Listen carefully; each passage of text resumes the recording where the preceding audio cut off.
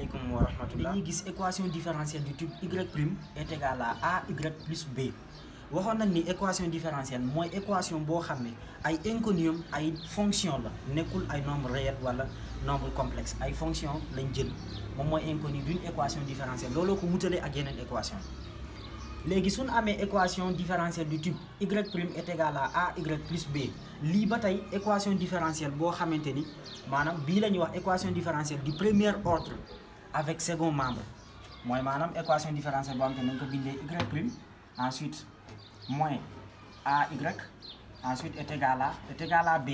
Donc ça dit que lii c'est ça qu'on appelle une équation différentielle du premier ordre avec second membre. Premier ordre pourquoi? Parce que inconnu bi benn yoon lañ ko dérivé.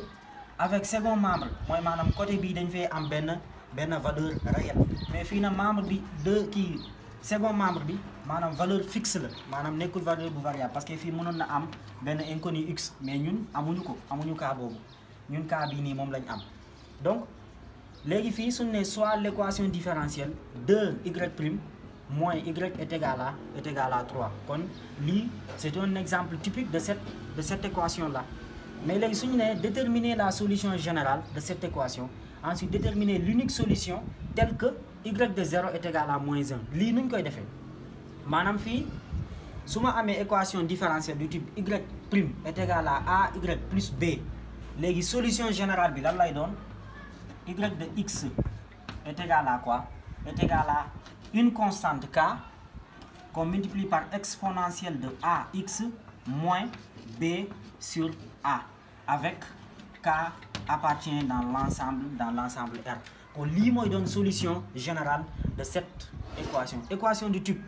y' est égal à y plus b fu ngeen ko amee rek solution générale bi day nekk une constante k multipliée par exponentielle de ax moins b sur a avec k appartient dans l'ensemble R. léegi moom la ñuy def fii ñun dañoo am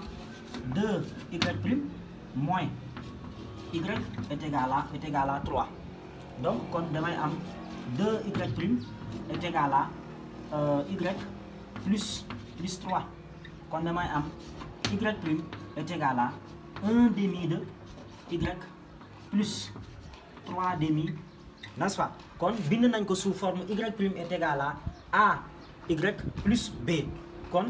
léegi solution générale bi day nekk y de x est égal à quoi? Une constante k qu'on multiplie par exponentielle de a kii mooy a exponentielle de 1 demi de x ensuite moins b moo nekk nii, n'est-ce pas? c'est 3 demi qu'on divise par a divisé par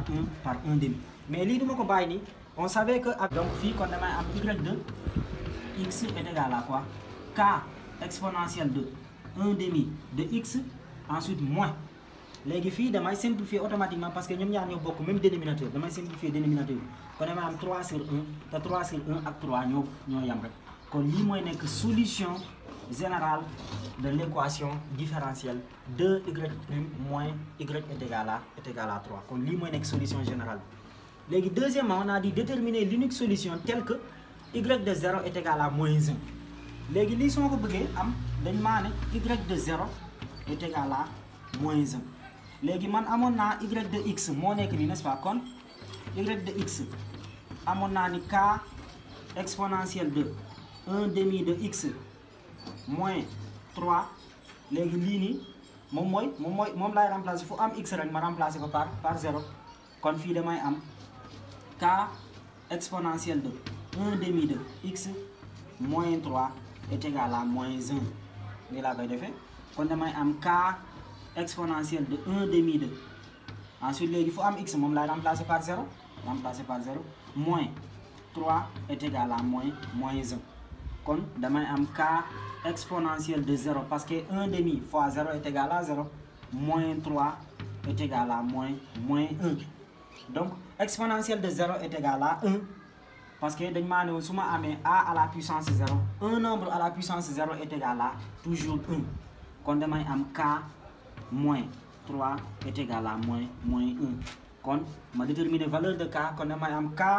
égale moins 1 plus 3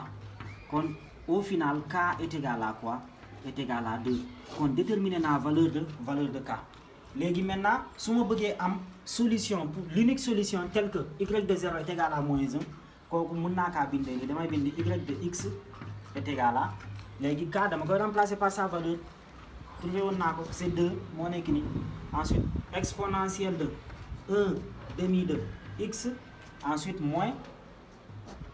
3 kon lii mooy doon sama solution par sama unique solution telle que y de 0 est égal à moins 1 kon maa ngi leen di jaajëfal seetaan bi ngeen seetaan vidéo bi fekkee ne amal na leen utilité na ngeen abonné wu ci chaîne bi daal di partager